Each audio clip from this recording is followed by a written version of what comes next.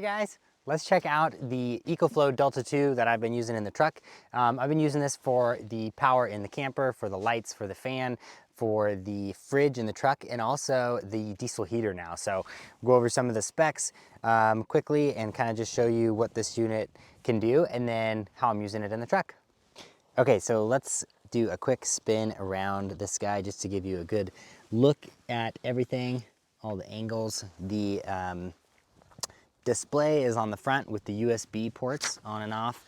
That's also your power button. And then on the side here, it's got an extra battery port because you can actually double the capacity. I think even triple the capacity by plugging in one of their extra battery units there. And then on the back, it has all the AC units and also the DC unit as well, or DC outlet and AC outlets. And then it also has its recharging ports right here as well. So if you're thinking about implementing this in your car in a certain way, just remember that the AC and the DC outlets are on one side and the USB outlets and display are on the other side.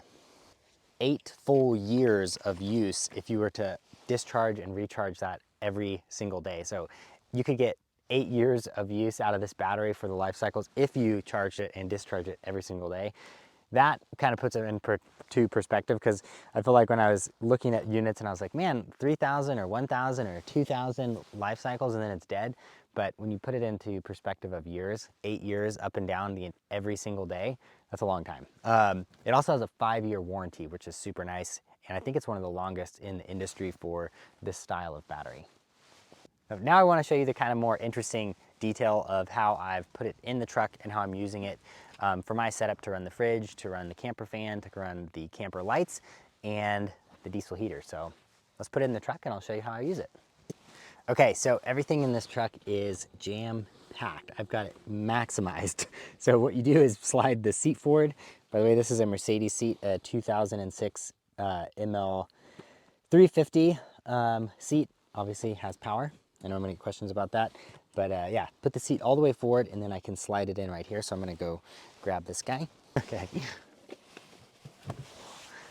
This thing is kind of Tetrised in there, but it just fits, and that is perfect because it doesn't vibrate around, but basically scoot the seat all the way back and then it just fits in here behind the seat and under my fridge platform,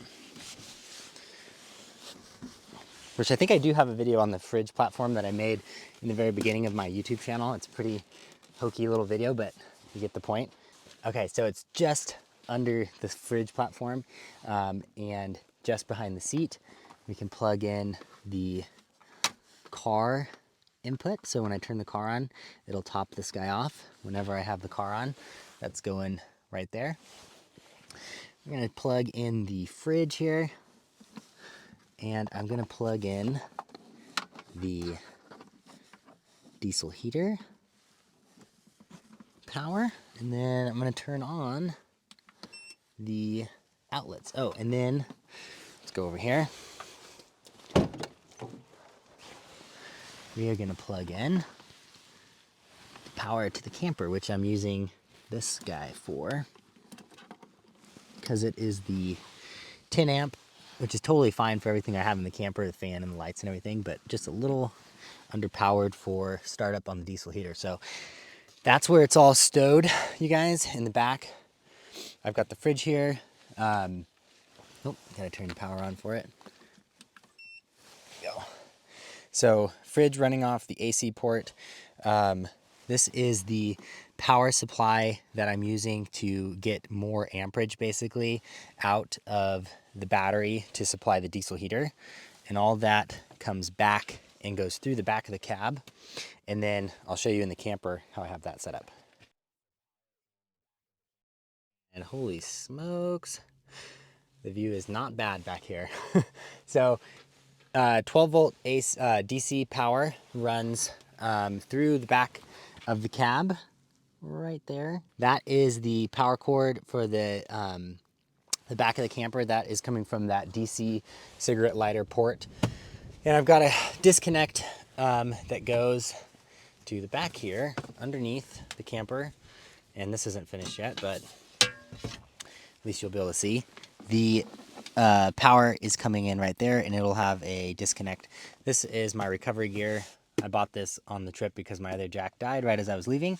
And then the diesel heater is down there, hard mounted in the back, and the power is going to that from the AC port. So AC port right here into this 15 amp AC to DC converter, and this I got on Amazon.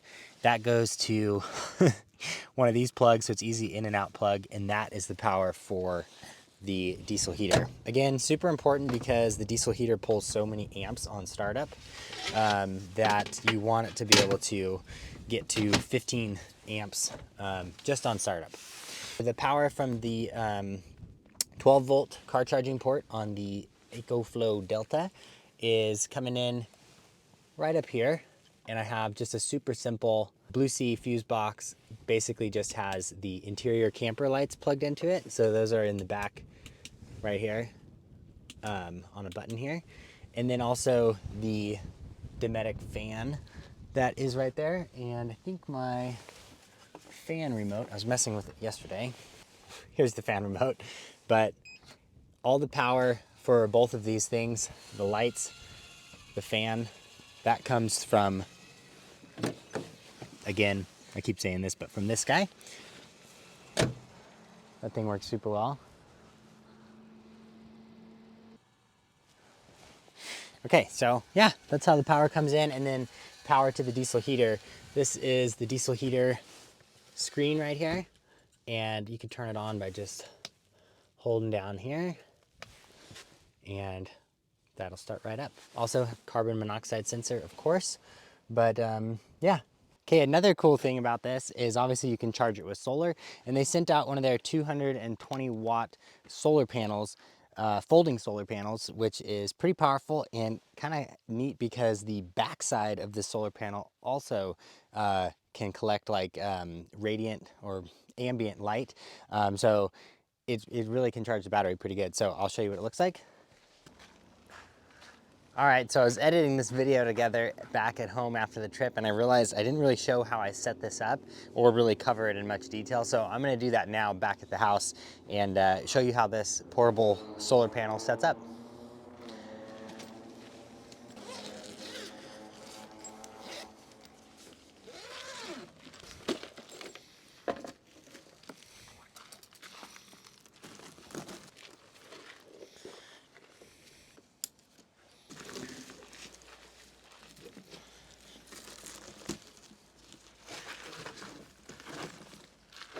Okay, so here it is all set up. Really nice panel. Honestly, haven't been able to use it very much yet, but the build quality, at least initially, feels really nice. 220 watt panel, tempered glass, so it's very stiff. It weighs about 20 pounds, folds out pretty enormous actually, and uses its own bag as the support system for it. And then you just plug it in to your solar charger and back into the truck. And yeah, awesome option if you're gonna have a campsite set up for the whole day and wanna keep your battery topped off if you're running the fridge, if you're running other stuff. This will do about double the input that you get from running your car and having the battery charge via that DC input in the front of the battery. This will do over double that. So charge it twice as fast as having it plugged in while you're driving if you have full sun exposure. So that's really nice to have, and obviously you don't have to sit and run your car to charge your battery. So So overall, guys, I really like this panel. Initially, at least, haven't got to use it too much, but you know, everything has its pros and cons. A hard-mounted panel would be nice, and the pros of that is you never have to worry about it. You never have to set it up. It's always going to be topping off your battery whenever it's got sun exposure.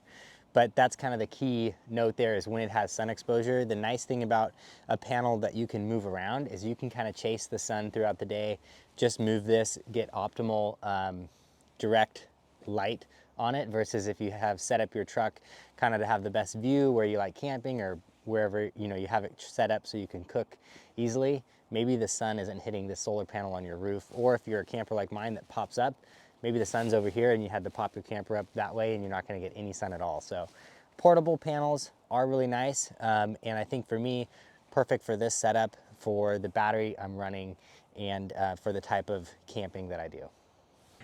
Okay, before we head back inside and back about 4 days in time to where I was filming this in Alabama Hills, I forgot also to add that these EcoFlow panels and batteries are on sale right now up until Christmas. I think maybe just through Christmas.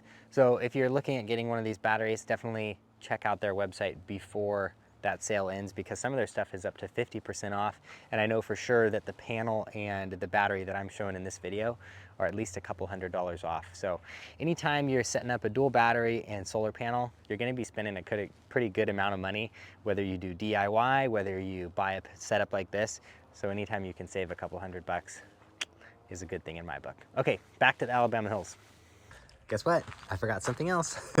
The battery has its own app. So you download the EcoFlow app and then you can sync your battery to it. This is really actually pretty cool. I thought it'd be like something I wouldn't use, but as soon as I started using it, I think it's one of my favorite features. You can monitor the input, the output. You can adjust the input levels, like when you plug it into the wall, like what's the max, what's the min. You can turn on and off the DC ports, the AC ports, the USB ports, all from your phone.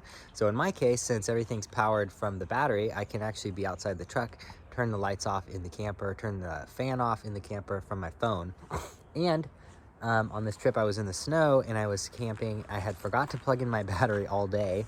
So I had like 40% of my battery left. No, 40% of my battery left when I was sleeping. I finally went to bed and it was 12 degrees out, so I had the heater on full blast. Well, with the heater on full blast, it was showing that the battery was gonna drain before I woke up, because I didn't have the battery charged up. So all I had to do was adjust the heater down until I had like 12 hours of runtime on the battery.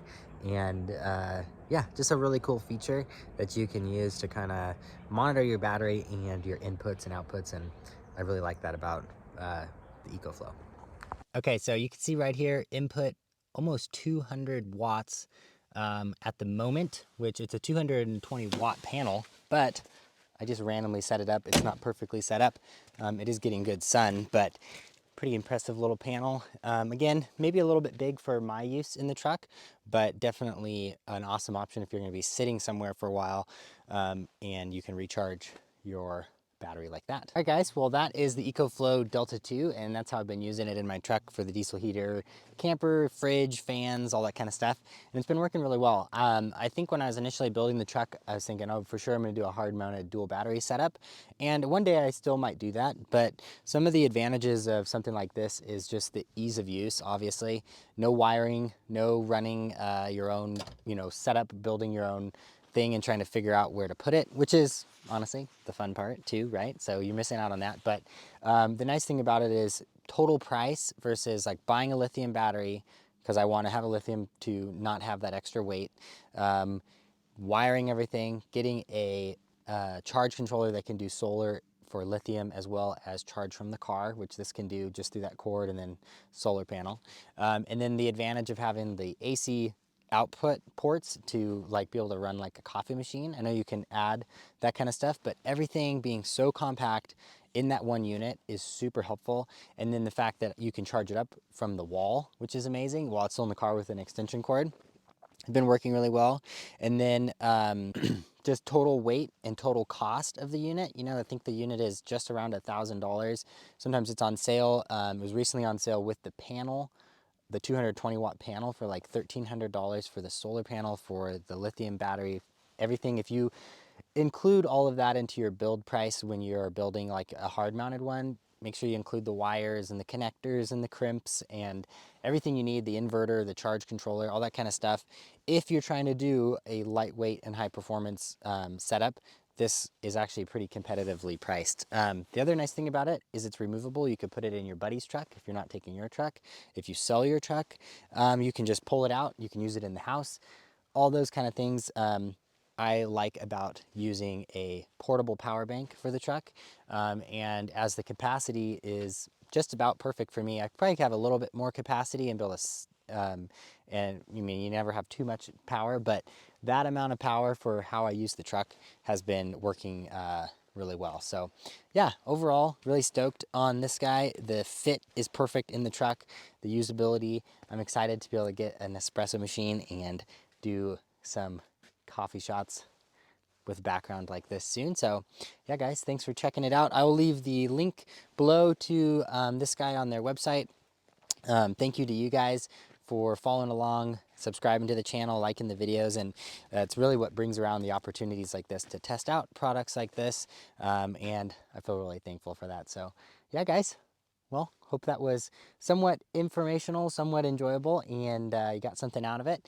Let me know down below in the comments. If you have a specific question, I'll try and get back to you, and I'll see you guys in the next video.